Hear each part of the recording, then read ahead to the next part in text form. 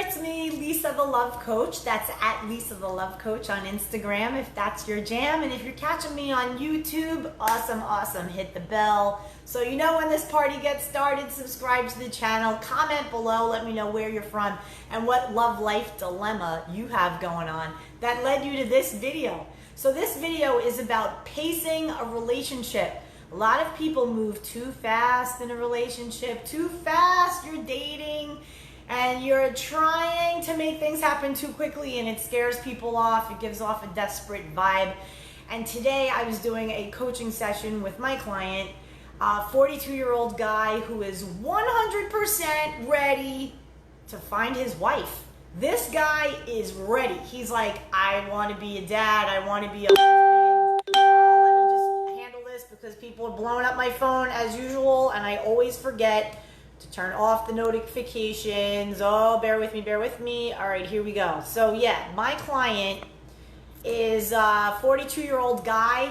He is a king, totally ready for the real deal kind of relationship. He's handsome, he's in shape, he has a business, he has his shit together, owns his house, has a boat, the whole thing.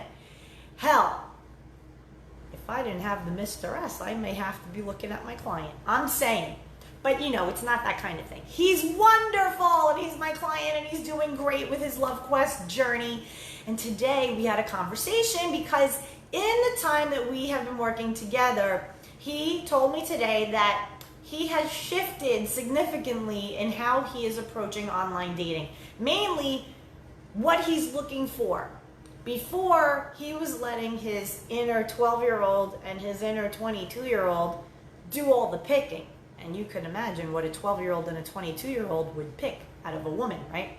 So through coaching, he learned how important it is that he runs the show, a 42-year-old man, that he steps up and says, all right, boys, you know what? The man, the king has arrived. I don't need you to be picking out my women anymore. I'm going to do the picking.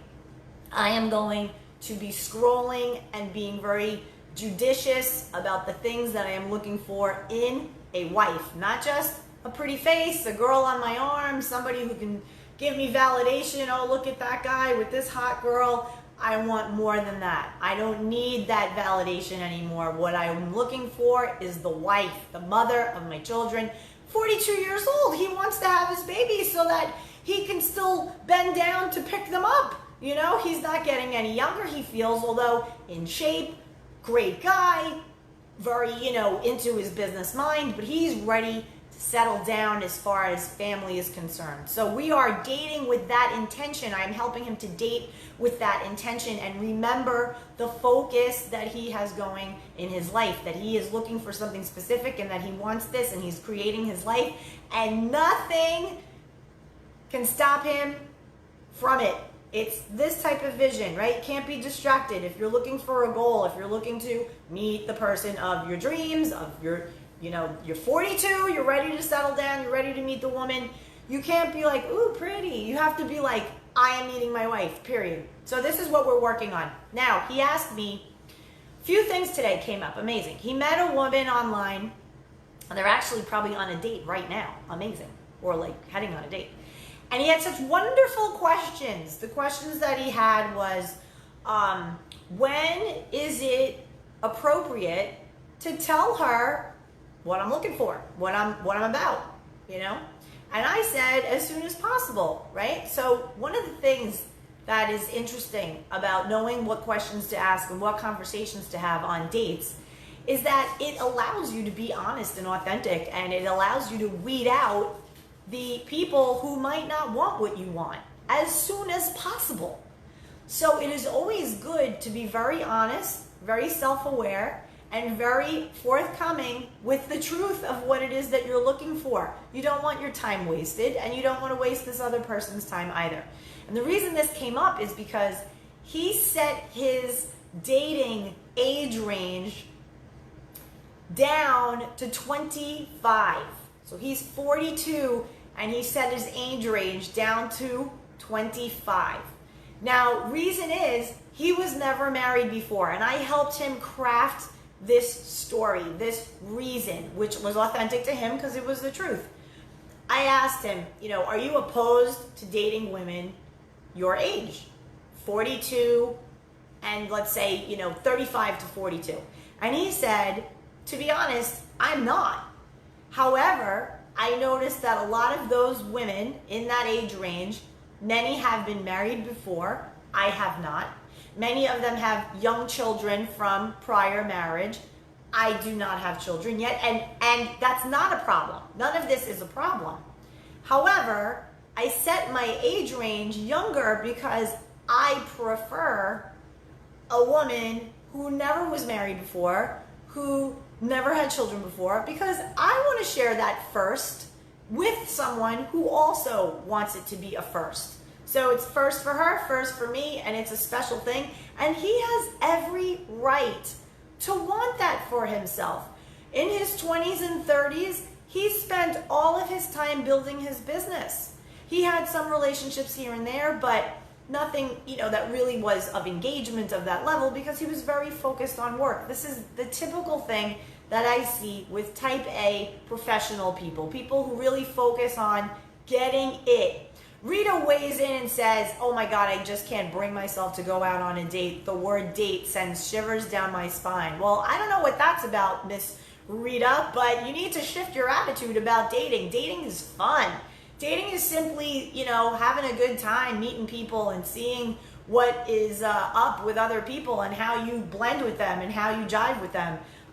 People often, create their own reality. If you think a date is a shitty experience, then you're probably going to have a shitty date. But if you think a date is just like, I'm going to go out and have some fun, have a good meal, meet another person, and however way this rolls, it rolls, and you're not connected to an outcome, then you can relax and have a good time. And that's usually when you end up meeting really cool people. Whether it sticks or whether it doesn't really matter. You just want to go out, put yourself out there in a high vibe way so that you could create something positive for your life. So like my client did, he went on a dating app. He set his age range younger for valid reason. He wants somebody, like I said, never had a baby before, never got married before, because he never did. He spent his whole 20s and 30s working on his professional life, and now at 42, he finds himself ready for the real deal family relationship. He's got great Christian values. He's a church-going guy.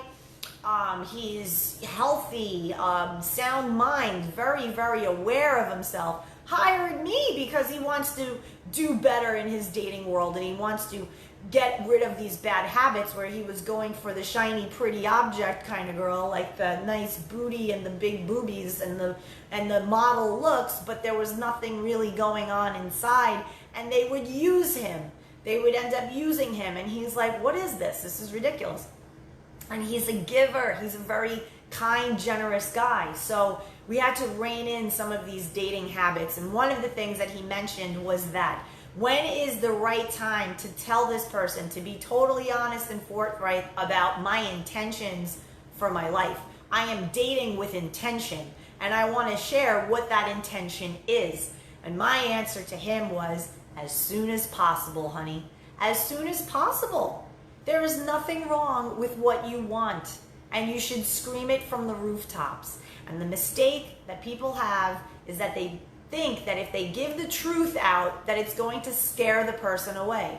And I say, good. Good. You want to scare the wrong person away, the person who isn't ready for what you're ready for.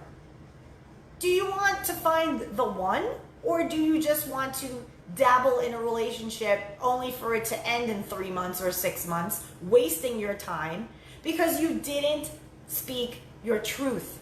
If you are in a season of your life right now where you are only interested in a one-on-one committed relationship rooted in loyalty, honesty, respect, authenticity, fun, joy, creativity, collaboration, I can go on forever. If that's where you're at in your life, say so. Say so.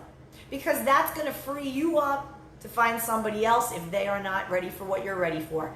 And if they are, you know how easy it's going to flow because all the truth is out in the open right there. So that was my advice for him today in our session. And the other thing that he asked that he was a little nervous about is that he was afraid that if they hit it off, he's already, he hasn't even gone on date number 1, and he's already in his mind trying to line up date number 2. So I said, that's fine, and I encourage that. However, we want to get centered, we want to get grounded, we want to be the king, right? The king, the queen, right? The girls who are watching this, you want to be a queen, right? You could see a guy or go on a date and you're just like, oh my God, this man, oof, hot and sexy and smart and the essence. I love the essence. And you could, honey, already have visions of Saturdays going to Trader Joe's, shopping together. These visions of, I'm taking him to my sister's wedding. I'm going to go to this party. We're going to go to have family dinner for Thanksgiving. I mean, you can put yourself, this is how the mind works, months in advance. And oh my God, you're thinking, all the way in advance. So we want to rein it in. We want to get really centered in ourselves. We want to get grounded. And we want to look at the reality of the now. The reality of the now is I am going on a date to meet this person, to see if they are a match for where I am in my life and what I want. And if they are the kind of person that is a suitable fit for where I am in my life at this juncture in my life. That's it. That's all it is. Is this a vibe match? Do we want the same things, at least to this point? That's it, 1 point. Now, what I recommend happening is 100% if you are midway through a date and you absolutely know that you want to see this person again, say so. Say so and get the planning happen for the following date. You can collaborate on it. You can say something maybe when it's a funny moment and you're both laughing at something, and you could say, okay, so let's just clear the air right now. We're definitely going out again. Done. Make the executive decision. We're definitely going out again because you are hilarious. I'm having so much fun with you. And what a great compliment, right? Who doesn't want to hear that kind of compliment? Takes the edge off the rest of the night. Now you're a team. Now you're like, all right, so this is going fantastic. What do you want to do what's your week like? What do you have going on with yourself? And they'll be like, I don't know, like Sunday. Let's do something Sunday. Let's do something in the daytime. Let's go like paddle boarding or something. Let's go like, I don't know, for like a hike. And, plan it. Before you end the first date, you got the second one locked down, right? So this is a cool way to show interest. And ladies, give the guy the green light. Give them permission. Be flirty. Give them permission because I'm telling you right now, I coach men, and these guys, they are very, very apprehensive when it comes to showing affection, when it comes to lining up the next date. It's not so much that they don't know what to do. They are not clear if you are welcoming to that type of thing, to that next step. They have no idea that you are okay with it, that you are welcoming and feeling the vibe. So ladies, make it abundantly clear. Don't hint. You can use some nonverbal communication tools, things like when you laugh, like you touch his arm, be touchy, like hold him and be like, oh my God, that's so funny. If you're doing a social distancing date, I don't even think this is happening anymore. I saw CDC guidelines change. Honey, the mask is going to be over with. It's done. It's done. It's ridiculous. So if you're out dating, a lot of my clients are dating. They're all about it. It's fine. Be in physical contact with each other. A little touch here and there when you're laughing. Guys, if she has like a hair in her face, like move it away from her, pet her hands, something very appropriate like that to let her know that, you are interested, but not in a creepy way. So one of the things that came up is that he was really concerned that he often rushes things, especially when he feels a connection. When he feels a connection, it's like, boom, he's giving a lot of communication. He's bombarding her with text messages, sending her memes, being very on her.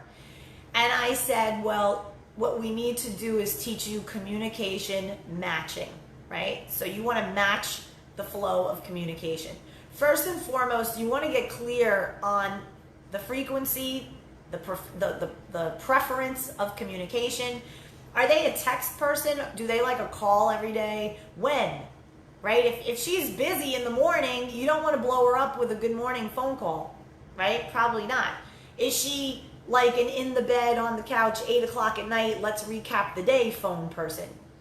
Ask her, ask him. What's your communication style like? Like when you're dating somebody, like how often do you connect with the person that you're with? Are you like fun text bantering throughout the day? Or are you like morning and then you go off the grid for 8 hours and then you'll reemerge in the evening? Like what's your style? What do you like? Very legit question. It's simply, here's how I roll. I want to know how you roll. Let's put something together that works for both of us. The key word here is collaboration. You guys are dating. You're starting to like each other. You want to feel out how communication is going to flow. Why is this so important? Because it sets the expectation. And you want to manage expectations in a relationship as soon as possible. You want to be clear about what you want so that the expectation is set. And you also want to be clear about your communication style. How often can you expect me to reach out to you in a 24-hour period? And usually in the beginning, because you're getting to know each other and everything's all like, new and fresh, you're going to have a lot of fun communication back and forth. And that's all part of it. And eventually it's going to wane off as you grow to be a thing. I mean, if you're together, I'm together with Mr. S 4.5 years. Honey, we're not talking 27 times a day. But we do talk. And we text. And we're always checking in with each other. So I'm very aware of what his day was like as it's happening. And he knows my calls. Babe, I just got off a call. Like, oh, how'd it go? Like, he's in my day, I'm in his day, even though he lives 3 hours away from me now. So there is a way through communication now to manage the communication so that the expectations are clear, both people are on the same page, and there isn't any need for that anxiety and that overthinking and that craziness, because that is not healthy. So when you're looking at that early stage in relationships, okay, one of the things that I like to share with my clients, because I typically coach business people. I coach business people who are amazing in their businesses, but they suck at love and they don't know why. I explain to them, you want to look at the first year of your relationship as a fiscal year. Now, what do I mean a fiscal year? Anybody who has a business or works for a company, Q1, Q2, Q3, Q4, 4 quarters to a fiscal year, right? So if your early stage of a relationship is the first quarter of the fiscal year, right? There are certain things that you're going to do and not do, right? You're going to wait maybe till like the 3rd quarter of the year to do these things. You're going to wait even for the 4th quarter to do these things or have certain conversations. So we run into trouble when we are in Q1 and we are having Q3 and Q4 thoughts and actions in Q1. Let me break this down with an example so you understand. Many, many men, especially ones who do well for themselves, rush the vacation. They meet a girl, oh my God, they think that, after 4 dates, this is it, this girl's amazing, let's book a trip and go away together. No. I'm telling you straight up, no. No. Why? Because you don't know enough about this person yet. You do not know enough about this person yet. And a vacation is a Q3, Q4 situation. It's a Q3, Q4 move. Q1 is about getting to know each other. A lot of talking, a lot of questioning, a lot of getting to know each other, fun dates, exploring your city together, taking in some museums, being tourists in your own city, right?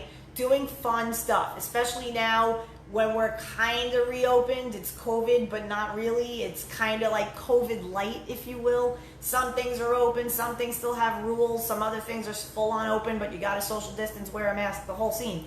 Sort it out, get creative, and use the first quarter, which is the first 90 days, to really get to know somebody.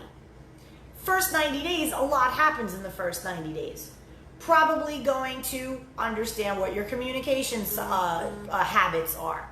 Going to understand what kind of food you like. Where do you like to go? What do you like to do? Where do you like to hang out? You're going to start to create a flow of how often do you see each other. You're going to start to get into your own little groove as far as how do you spend the weekends together? What are the typical things you like to do?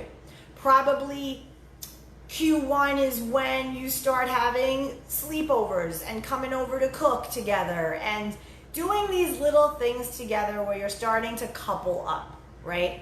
And that is the time to enjoy that and to pace it in a way where you've gone on a few dates, things are looking really cool, you're kind of keeping each other to each other. You're not yet bringing them in front of friends or your family. You're just kind of in that little bubble mode. You're laying the foundation for what's to come in the following quarters. Now, if you notice in business, right, anybody here who ever worked at a company, they don't just like shake your hand. Very rare do you see this. I mean, I've never seen it ever, but very rare do they shake your hand, say, hi, you start Monday, and guess what? You're going to have 401k, all your benefits, everything kicks in immediately. No. They give how long? 90 days typically. When you join a new company, Q1 is that introductory time. Are we a fit? Is this working? Are you going to thrive here? Is this a match for us? Can you handle the responsibility of this job? Very same to dating. Very same to dating. Your first 90 days is all about, can this person handle what I'm about? Can this person roll with my values? Are we on the same page when it comes to key important values? What is she like when she gets really pissed off? What is he really like when he gets really pissed off? If we have an argument, first 90 days, we have a disagreement, how do we work that out, right? We want to have conflict. We want to see, like, how do we resolve conflict together? Those are all first quarter things that you're going to discover about each other. And those are the things, also your deal breakers, okay? This is the time to look out for those red flags and those deal breakers. The first 90 days is a time of assessment. It is not the time to be making any hardcore, serious decisions involving vacations, large sums of money, moving in together. You people who do these things end up very, very rarely do you hear stories of somebody who went on 3 dates and moved into with each other. It's very rare that they lasted and it worked out. Usually it's crazy chaos and disaster. So you want to avoid that.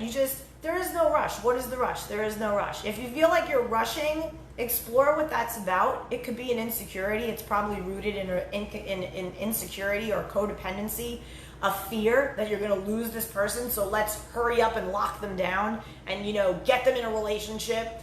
Not necessary. If you're, chilling and confident and we're going to get to that. We're going to get to a lot. We're going to have a good time. This is going to be good. Right now, though, let's just enjoy this early stage together, right? We're going to have sex for the first time. We're going to see what that's about. We're going to be into it. We're going to whoa.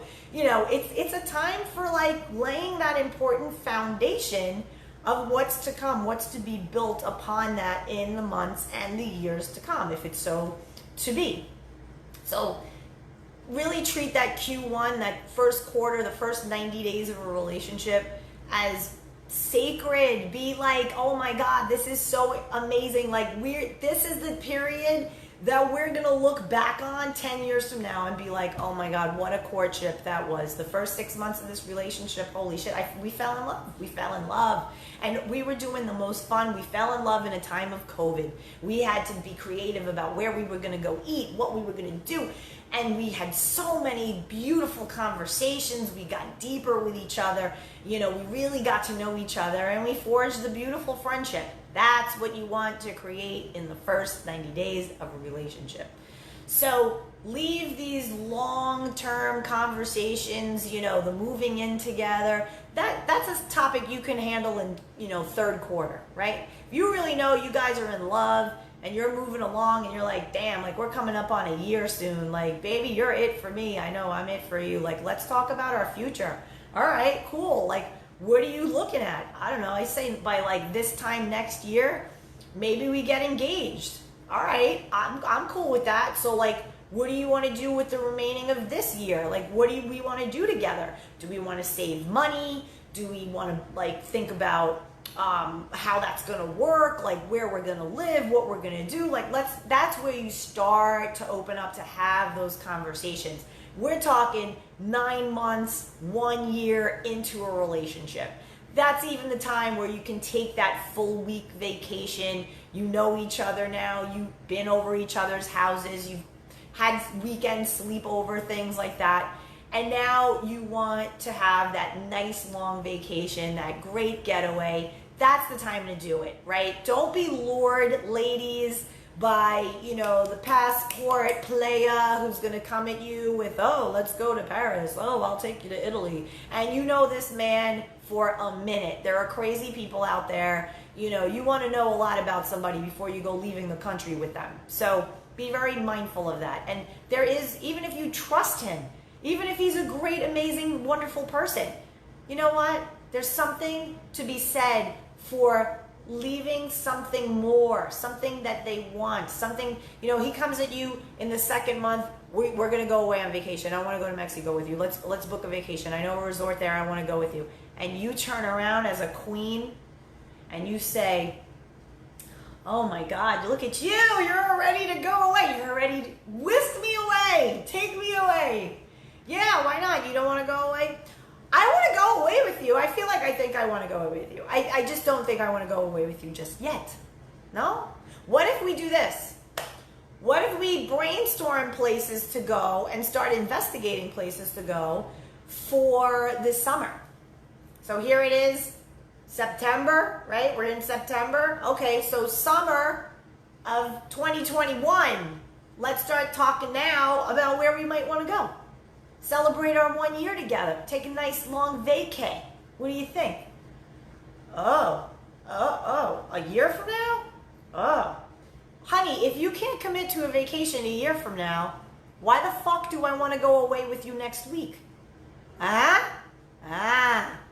Gotta be a queen. Gotta preserve your frame. Maintain your frame. Maintain the pacing of a relationship. Men, same shit happens with you. Don't think it doesn't. I've coached men. Here's how these little bitches try to angle in, especially if you're a guy who's a king, who has a house, who has your shit together, who has money in the bank, drives a nice car, wears a hot watch, does the whole package. Don't make as if you don't know bitches aren't looking at that shit. They are.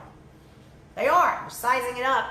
And what happens? They start off with, babe, is it okay if I keep some stuff in like your bathroom, so this way I don't have to keep bringing it back and forth. Okay, so you give her a drawer in the bathroom.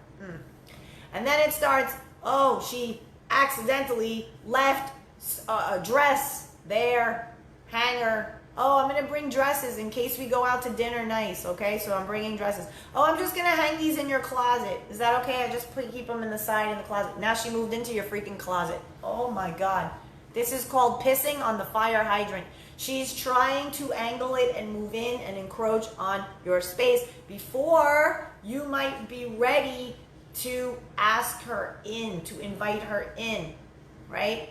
And also, do not do this until already you know that it's a committed one-on-one relationship.